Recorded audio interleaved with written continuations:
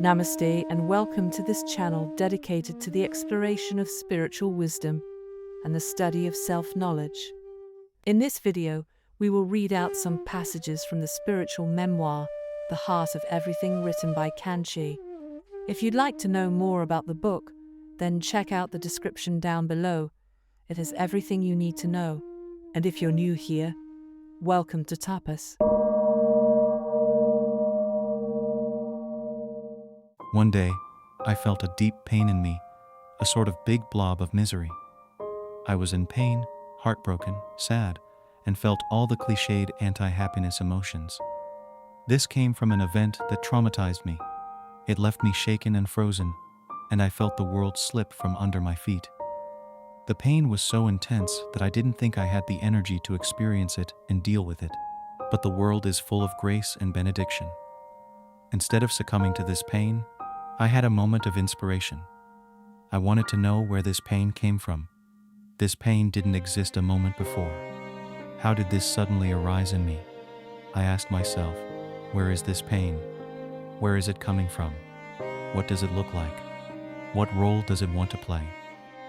My mind was still reeling, so instead of just sitting down, I put a big blanket over me and went into the darkness, both figuratively and factually, and really started looking inside me. What was this pain? Where was this? How does it look? Like how you look at an old friend, an acquaintance, or someone you know. This was the trigger for so many things that I experienced later on. That day, I found a master key to open my consciousness and peek within. Only later did I read in many books that this was the path of self-inquiry, a direct path to self-realization. Back then, this was the only way I could deal with pain. I just went to the root of it, and I saw the pain dissipated before my very eyes, leaving behind a sense of strange joy and peace. All this in a matter of minutes, and I went from experiencing the deepest, darkest misery to finally liberating myself from it and experiencing actual peace and joy, albeit temporarily. This was wonderful because we know that when sorrow hits us, we take it hard, and it can be a while before we learn to deal with this. Dealing with grief and eventually healing ourselves from there can be a long process, but I had accidentally discovered a way to deal with it then and there. In the moment, processing all of it without letting it seep deeper into consciousness, I felt as excited as those who might have accidentally discovered gravity. But like so many experiences before and after, the joy and peace did not last forever. I wanted peace, but not the peace that would come and go. I wanted peace that would never leave me. I wanted strength that was unshakable.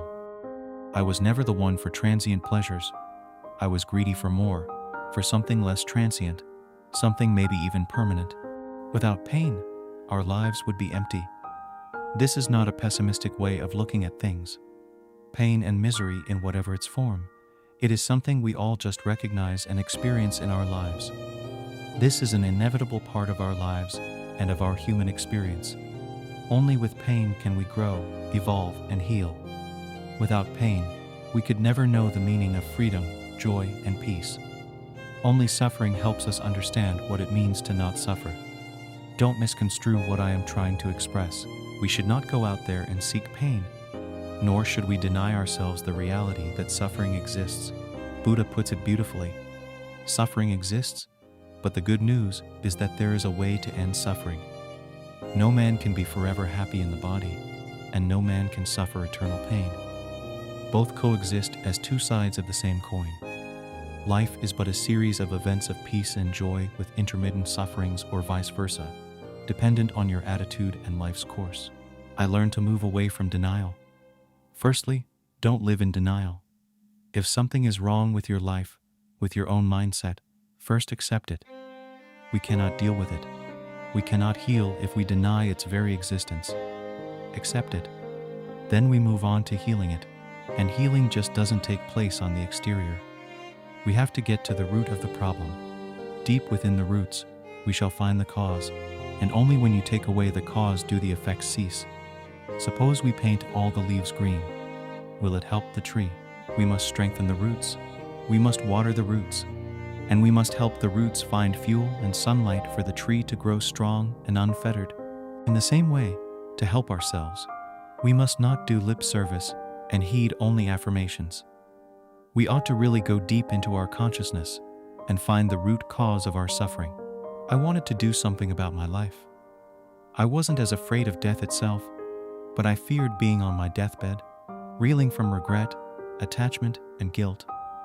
I didn't want to waste my life pursuing things that didn't give meaning to my life. I didn't want to die holding on to things. Family, desires, and regrets. So this fear of wasting my life made me sit and make some tough decisions. The first of those was to give up self-pity for good. I never wanted to feel bad for myself or see myself as the victim. I didn't want to be a victim of circumstances, a victim of my own mind that was playing games. I wanted to change, and I wanted to change now.